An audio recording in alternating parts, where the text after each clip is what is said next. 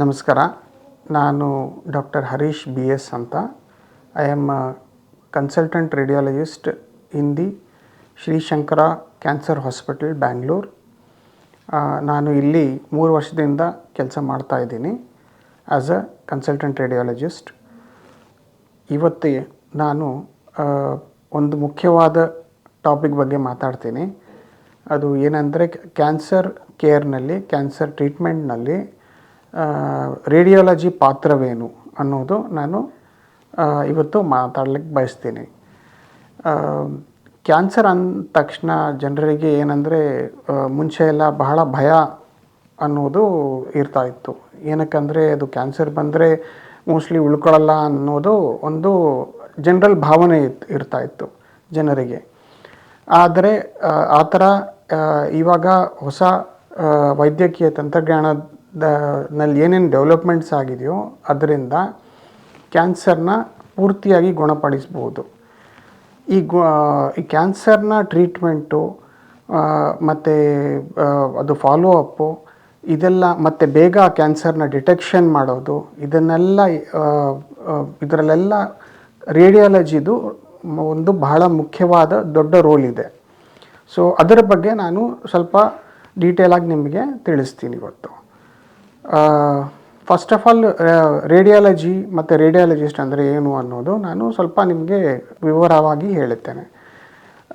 ರೇಡಿಯಾಲಜಿನಲ್ಲಿ ಏನಂದರೆ ನಾವು X-rays, ultrasound, CT scan, MRI ಮತ್ತು PET CT ಸ್ಕ್ಯಾನ್ ಅನ್ನೋ ಸ್ಕ್ಯಾನ್ಸ್ನ ಮಾಡಿ ದೇಹದ ಒಳಗಡೆ ಕ್ಯಾನ್ಸರ್ ಇದೆಯಾ ಇಲ್ವಾ, ಗಡ್ಡೆ ಇದೆಯಾ ಇಲ್ವಾ, ಗಡ್ಡೆ ಎಲ್ಲಿದೆ ಮತ್ತು ಎಷ್ಟು ದೊಡ್ಡದಾಗಿದೆ, ಮತ್ತು ಅದು ಸುತ್ತಮುತ್ತ ಎಲ್ಲಾದರೂ ಹರಡಿದೆಯಾ ಇಲ್ಲ ಬೇರೆ ಕಡೆ ಶರೀರದಲ್ಲಿ ಹರಡಿದೆಯಾ, ಇದೆಲ್ಲ ಇನ್ಫಾರ್ಮೇಷನು ನಮಗೆ ಈ ಸ್ಕ್ಯಾನ್ಸು ಇಮೇಜಸ್ ನೋಡಿ ನಮಗೆ ಗೊತ್ತಾಗತ್ತೆ.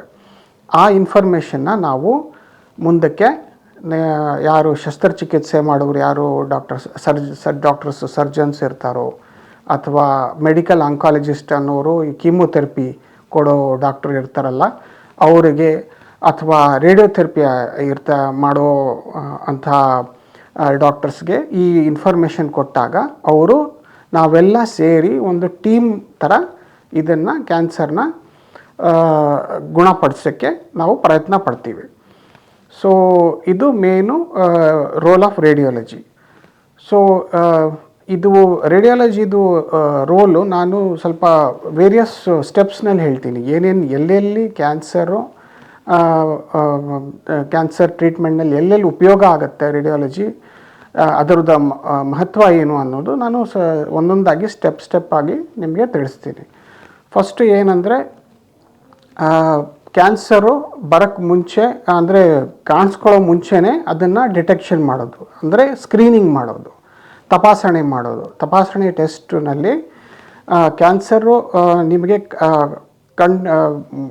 ಗಡ್ಡೆ ಥರ ಬರೋ ಮುಂಚೆನೇ ಅದನ್ನು ಕಂಡು ಹಿಡಿಯೋದು, ಅದನ್ನು ಸ್ಕ್ರೀನಿಂಗ್ ಅಂತೀವಿ. ಉದಾಹರಣೆಗೋಸ್ಕರ ನೀವು ಇವಾಗ ಮ್ಯಾಮೋಗ್ರಫಿ ಅನ್ನೋದು ಒಂದು ಎಕ್ಸ್ರೇ ಬಗ್ಗೆ ನೀವು ಕೇಳಿರ್ಬೋದು. ಇದರಲ್ಲಿ ಏನಂದರೆ ಸ್ತನ ಕ್ಯಾನ್ಸರದಲ್ಲಿ ಅದನ್ನು ಬೇಗ ಅದನ್ನು ಕಂಡು ಹಿಡಿದು, ಅದು ಗಡ್ಡೆ ಥರ ಕಾಣಿಸ್ಕೊಳ್ಳೋ ಮುಂಚೆನೇ ಅದನ್ನು ಕಂಡು ಹಿಡಿದು ಅದನ್ನು ಟ್ರೀಟ್ಮೆಂಟ್ ಮಾಡುವಂಥದ್ದು ಒಂದು ಎಕ್ಸ್ರೇ ಅದು. ಸೊ ಅದರಲ್ಲಿ ಅದನ್ನು ಮಾಡಿ ಬೇಗ ಡಿಟೆಕ್ಷನ್ ಮಾಡಿ ಗುಣಪಡಿಸ್ಬೋದು. ಇನ್ನೊಂದು ಏನಂದರೆ ಇವಾಗ ಸರ್ವಿಕ್ಸ್ ಕ್ಯಾನ್ಸರ್, ಯೂಟ್ರಸ್ನಲ್ಲಿ ಸರ್ವಿಕ್ಸ್ ಕ್ಯಾನ್ಸರ್ ಅಂತ ಬರುತ್ತೆ, ಅದರಲ್ಲಿ ಪ್ಯಾಪ್ಸ್ಮಿಯರ್ ಅಂತ ಮಾಡ್ತೀವಿ, ಅದನ್ನು ಮಾಡಿ ಬೇಗ ಕ್ಯಾನ್ಸರ್ನ ಕಂಡುಹಿಡಿಬೋದು. ಇನ್ನೊಂದು ಏನಂದರೆ ಬಹಳ ವರ್ಷದಿಂದ ಸ್ಮೋಕಿಂಗ್ ಮಾಡೋರು, ಧೂಮ್ರಪಾನ ಮಾಡೋರು, ಇವರಲ್ಲಿ ಶ್ವಾಸಕೋಶದ ಕ್ಯಾನ್ಸರು ಬಹಳ ಮೋರ್ ಕಾಮನ್ ಇರುತ್ತೆ ಜನರಲ್ ಪಾಪ್ಯುಲೇಷನ್ಗಿಂತ. ಅವರಲ್ಲಿ ನಾವೇನು ಮಾಡ್ತೀವಿ, ನಾವು ಲೋ ಡೋಸ್ CT ಸ್ಕ್ಯಾನ್ ಅನ್ನೋದು ಒಂದು ಸ್ಕ್ಯಾನ್ ಮಾಡ್ತೀವಿ.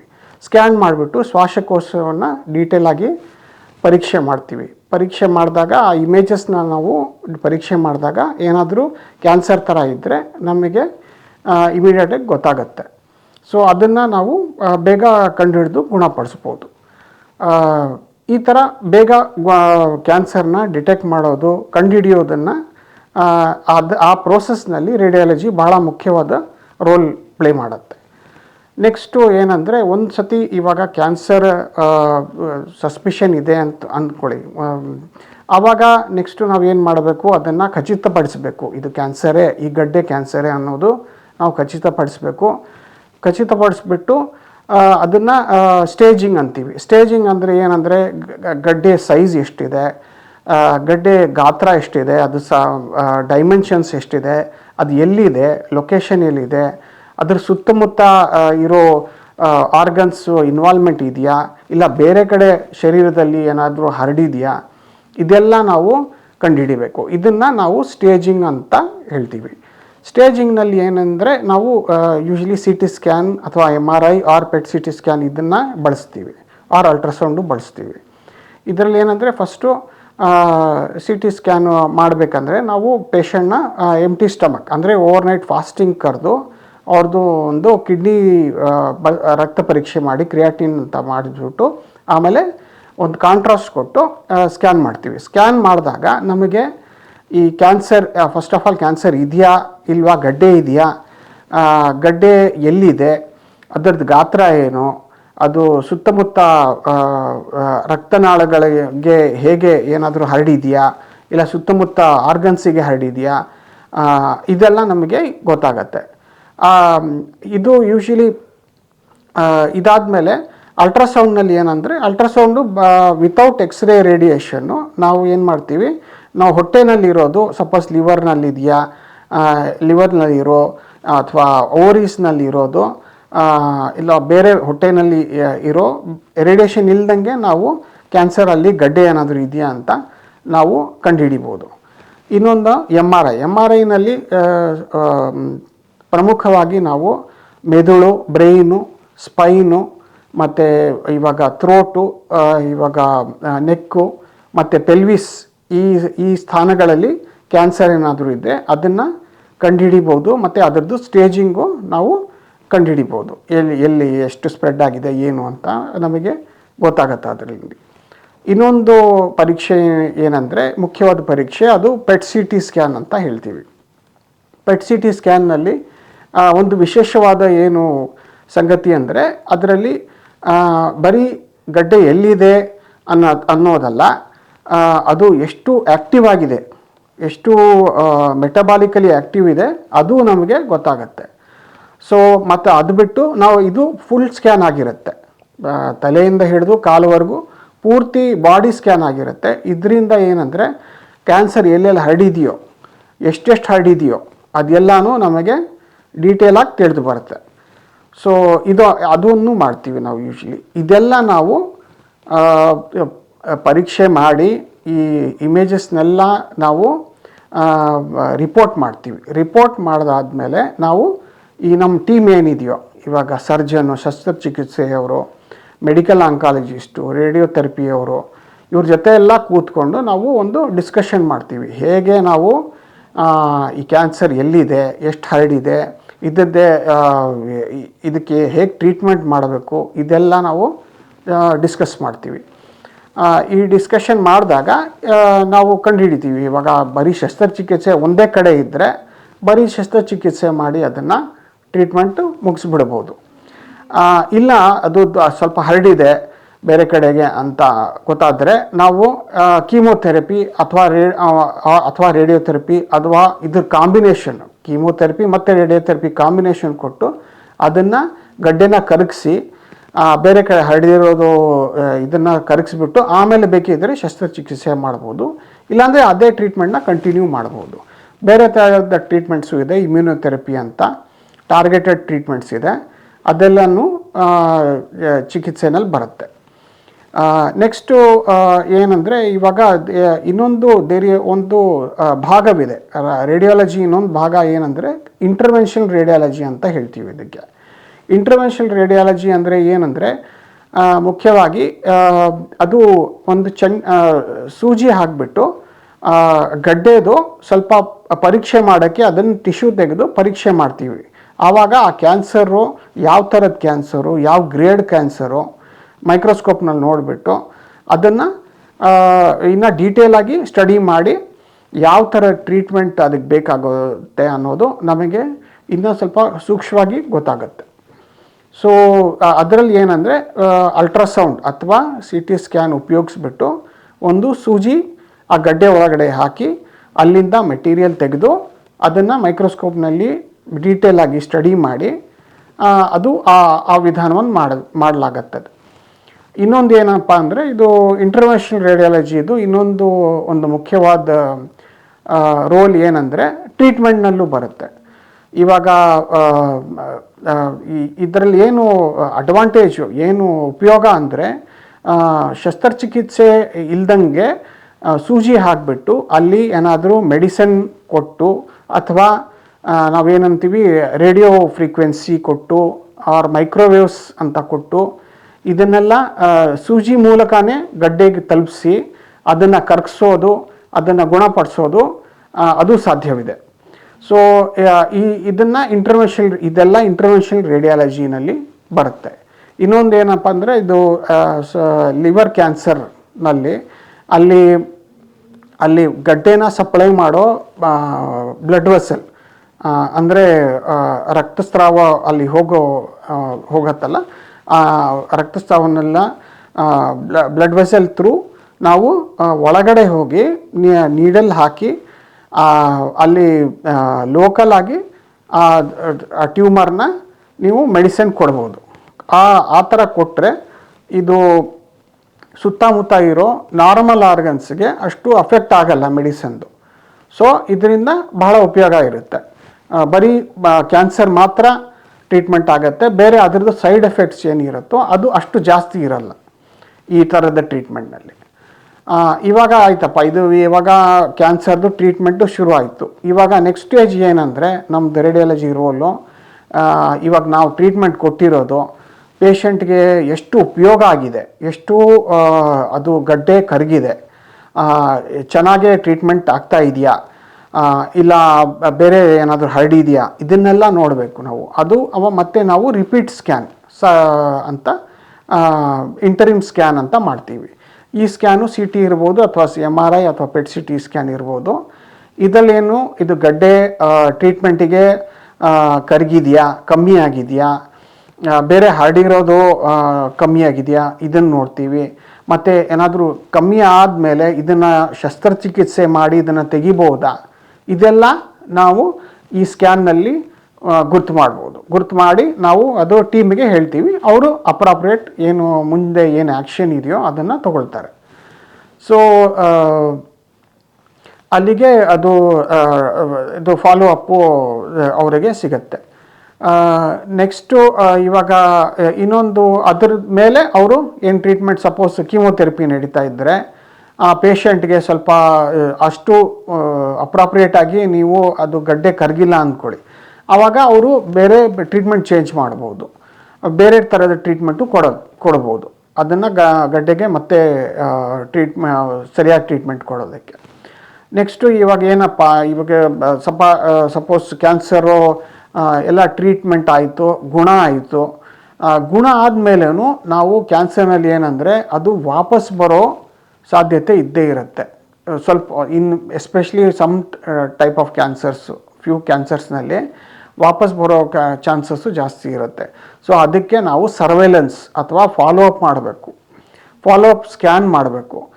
ಅದು ಯೂಶ್ವಲಿ ಕ್ಯಾನ್ಸರ್ ಆದಮೇಲೆ 6 months ಆದಮೇಲೆ ಅಥವಾ 1 ವರ್ಷ ಆದಮೇಲೆ ಅದು ಫಾಲೋ ಅಪ್ ಮಾಡ್ತಾ ಇರಬೇಕು. ರಕ್ತ ಪರೀಕ್ಷೆ ಜೊತೆ ಸ್ಕ್ಯಾನು ಮಾಡಬೇಕು.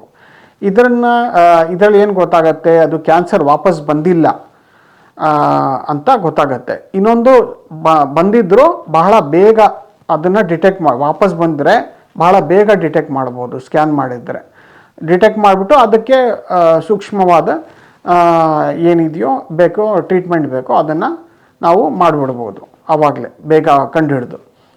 ಅದನ್ನು ರಿಕರೆನ್ಸ್ ಅಂತೀವಿ. ರಿಕರೆನ್ಸ್ನ ಬೇಗ ನಾವು ಕಂಡುಹಿಡಿದು ಅದಕ್ಕೆ ಏನು ಟ್ರೀಟ್ಮೆಂಟ್ ಇದೆಯೋ ಅದನ್ನು ನಾವು ಕೊಡ್ಬೋದು. ಅದು ಅಲ್ಲಿ ರೇಡಿಯಾಲಜಿ ರೋಲ್ ಇದೆ. ಸೊ ಇದೆಲ್ಲ ಫಾಲೋ ಅಪ್ ಮತ್ತು ಸರ್ವೇಲೆನ್ಸಲ್ಲಿ ರೋಲು. ಸೊ ಕೊನೆಗೆ ಏನಂದರೆ ಇವಾಗ ಹೊಸ ಟೆಕ್ನಿಕ್ಸ್ ಬರ್ತಾ ಇದೆ. ನೀವು ಆರ್ಟಿಫಿಷಿಯಲ್ ಇಂಟೆಲಿಜೆನ್ಸ್ ಬಗ್ಗೆ ಕೇಳಿರ್ಬೋದು. ಅದರದ್ದು ಒಂದು ಮುಖ್ಯವಾದ ಪಾತ್ರವಿದೆ ರೇಡಿಯಾಲಜಿನಲ್ಲಿ. ಅದು ಕ್ಯಾನ್ಸರ್ ಡಿಟೆಕ್ಷನ್ನಲ್ಲಿ ಬಹಳ ಜಾಸ್ತಿ ರಿಸರ್ಚ್ನಲ್ಲಿ ಎಲ್ಲ ಉಪಯೋಗ ಆಗ್ತಾ ಇದೆ. ಅದರಿಂದ ಕ್ಯಾನ್ಸರ್ ಇನ್ನೂ ಬೇಗ ಕಂಡುಹಿಡಿಯೋದು ಇದೆಲ್ಲ ಸುಲಭವಾಗ್ತಾ ಇದೆ. ಅದು ಏನಂದರೆ ಲೇಟೆಸ್ಟ್ ಡೆವಲಪ್ಮೆಂಟ್ಸ್ ಇದು ಕ್ಯಾನ್ಸರ್ ಕೇರ್ನಲ್ಲಿ. ಸೊ ಕೊನೆಗೆ ಏನು ಅನ್ಬೇಕಂದ್ರೆ, ನೀವು ಕ್ಯಾನ್ಸರ್ ಬಗ್ಗೆ ಭಯಪಡಬೇಕಾಗಿಲ್ಲ. ಏನಂದರೆ ನೀವು ತಪಾಸಣೆ ಮಾಡ್ಕೋಬೇಕು. ಡಾಕ್ಟ್ರ್ ನೀವು ಹೇಳಿದ್ರೆ ಕ್ಯಾನ್ಸರ್ ಇರ್ಬೋದು ಅಂತ ಏನಾದರೂ ನಿಮಗೆ ಸಸ್ಪಿಷನ್ ಇದ್ದರೆ ಕ್ಯಾನ್ಸರ್ಗೆ ಡಿಟೆಕ್ಟ್ ಮಾಡೋಕ್ಕೆ ಟೆಸ್ಟ್ಸ್ ಹೇಳ್ತಾರೆ. ಬ್ಲಡ್ ಟೆಸ್ಟ್ ಇರಲಿ ಇಲ್ಲ ಸ್ಕ್ಯಾನ್ಸ್ ಇರಲಿ, ಅದನ್ನು ಇಮಿಡಿಯೇಟಾಗಿ ಮಾಡಿಸ್ಕೊಂಡ್ರೆ ಅದರ ಬಗ್ಗೆ ಭಯಪಡೋ ಅವಶ್ಯಕತೆ ಇಲ್ಲ. ಕ್ಯಾನ್ಸರ್ ಇದ್ರೂ ಬೇಗ ಕಂಡುಹಿಡಿದು ಅದನ್ನು ಟ್ರೀಟ್ಮೆಂಟು ಮುಗಿಸ್ಬಿಡ್ಬೋದು. ಇವಾಗ ನಿಮಗೆ ಇಷ್ಟೊತ್ತು ನಾನು ಯಾವ ಥರ ಪ್ರೋಸೆಸ್ಸು ರೇಡಿಯಾಲಜಿನಲ್ಲಿ ಯಾವ ಥರ ಏನೇನು ಸ್ಕ್ಯಾನ್ಸ್ ಮಾಡ್ತೀವಿ, ಯಾವ ಥರದ್ದು ಅದು ಮುಂದಕ್ಕೆ ಬೇರೆ ತಜ್ಞರಿಗೆ ತಿಳಿಸ್ತೀವಿ ರಿಪೋರ್ಟು, ಅದ್ರ ಮೇಲೆ ಏನು ಟ್ರೀಟ್ಮೆಂಟ್ ಆಗುತ್ತೆ ಅದೆಲ್ಲ ತಿಳಿಸ್ಕೊಟ್ಟಿದ್ದೀನಿ. ಇವಾಗ ಸ್ವಲ್ಪ ಜನರಿಗೆ ಸ್ವಲ್ಪ ಗೊಂದಲ ಅಥವಾ ಕನ್ಫ್ಯೂಷನ್ ಥರ ಇರುತ್ತೆ.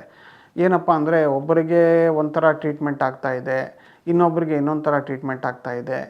ಏನಕ್ಕೆ? ಆಮೇಲೆ ರಿಪೋರ್ಟ್ ಬಂದ ತಕ್ಷಣ ಟ್ರೀಟ್ಮೆಂಟು ಸ್ವಲ್ಪ ಚೇಂಜ್ ಆಯ್ತಲ್ಲಪ್ಪ, ಏನಕ್ಕೆ ಅಂತ ಏನೋ ಮನಸ್ಸಿನಲ್ಲಿ ಒಂದು ಡೌಟ್ ಇರುತ್ತೆ. ಇವಾಗ ಏನಂದರೆ, ಇವಾಗ ಕ್ಯಾನ್ಸರು ಒಂದೇ ಥರ ಇರಲ್ಲ. ಅದು ಕ್ಯಾನ್ಸರು ಒಂದೊಂದು ಸತಿ ಬದಲಾಯಿಸ್ತಾ ಇರುತ್ತೆ, ಬದಲೋಗುತ್ತೆ. ಒಂದು ಥರದ ಕ್ಯಾನ್ಸರ್ ಒಂದೊಂದು ಸತಿ ಬದಲೋಗುತ್ತೆ. ಅದರ ಪ್ರಕಾರ ಅಥವಾ ಜಾಸ್ತಿ ಆಗಿದೆಯಾ ಕ್ಯಾನ್ಸರು ಇಲ್ಲ ಕಮ್ಮಿ ಆಗಿದೆಯಾ ಕ್ಯಾನ್ಸರು, ಅದರ ಪ್ರಕಾರ ಇವಾಗ ತಜ್ಞರು ಏನು ನೋಡಿಬಿಟ್ಟು ರಿಪೋರ್ಟ್ ನೋಡಿಬಿಟ್ಟು ಅದನ್ನು ಸ್ವಲ್ಪ ಟ್ರೀಟ್ಮೆಂಟ್ನಲ್ಲಿ ಚೇಂಜಸ್ ಮಾಡ್ತಾರೆ. ಸೊ ಇದು ಏನಂದರೆ, ಇದು ಪರ್ಸ್ನಲೈಸ್ಡು. ಇದು ಪೇಷಂಟ್ಗೆ ಒಬ್ಬರು ಪೇಷಂಟ್ಗೆ ಪರ್ಸ್ನಲೈಸ್ಡು. ಅವ್ರಿಗೆ ಯಾವ ಥರ ಟ್ರೀಟ್ಮೆಂಟು ಏನಕ್ಕಾಗ್ತಾಯಿದೆ ಅಂದರೆ, ಅವ್ರಿಗೆ ಆ ಥರದ ಕ್ಯಾನ್ಸರು ಸ್ವಲ್ಪ ಬೇರೆ ಟೈಪ್ ಇರುತ್ತೆ, ಇನ್ನೊಬ್ಬರಿಗೆ ಕ್ಯಾನ್ಸರ್ ಟೈಪು ಸ್ವಲ್ಪ ಬೇರೆ ಥರ ಇರುತ್ತೆ. ಅದು ಹೇಗೆ ರೆಸ್ಪಾಂಡ್ ಆಗುತ್ತೆ ಅನ್ನೋದು ಅದು ಬೇರೆ ಬೇರೆ ಪೇಷಂಟ್ನಲ್ಲಿ ಬೇರೆ ಬೇರೆ ಥರದ್ದು ವಿಧದ್ದು ಇರುತ್ತೆ. ಸೊ ಅದರಿಂದ ಇವಾಗ ಕ್ಯಾನ್ಸರ್ ನೀವು ಟ್ರೀಟ್ಮೆಂಟ್ ಒಂದು ಥರದ ಕ್ಯಾನ್ಸರು ಟ್ರೀಟ್ಮೆಂಟ್ ಕೊಡ್ತಾಯಿದ್ರು, ಸಡನ್ನಾಗಿ ಬದಲಾಯಿಸ್ಬಿಟ್ರು ಅನ್ನೋದು ಅದ್ರ ಬಗ್ಗೆ ಆಂಗ್ಸೈಟಿ ಬೇಡ. ಅದರ ಬಗ್ಗೆ ನೀವು ಅವರು ಕ್ಯಾನ್ಸರ್ದು ಹೇಗೆ ಟ್ರೀಟ್ಮೆಂಟ್ ಇದೆಯೋ ಅದನ್ನು ಪರ್ಸ್ನಲೈಸ್ ಮಾಡಿಬಿಟ್ಟು ನಿಮಗೆ ಅದ್ರ ಪ್ರಕಾರ ಕೊಡ್ತಾರೆ ಟ್ರೀಟ್ಮೆಂಟು. ಸೊ ಇವಾಗ ಕೊನೆಗೆ ಏನಂದರೆ, ನಾನು ಮತ್ತೆ ಐ ವುಡ್ ಲೈಕ್ ಟು ಸಮರೈಸು ಅಂದರೆ, ಕ್ಯಾನ್ಸರ್ ಬಗ್ಗೆ ಭಯ ಬೇಡ.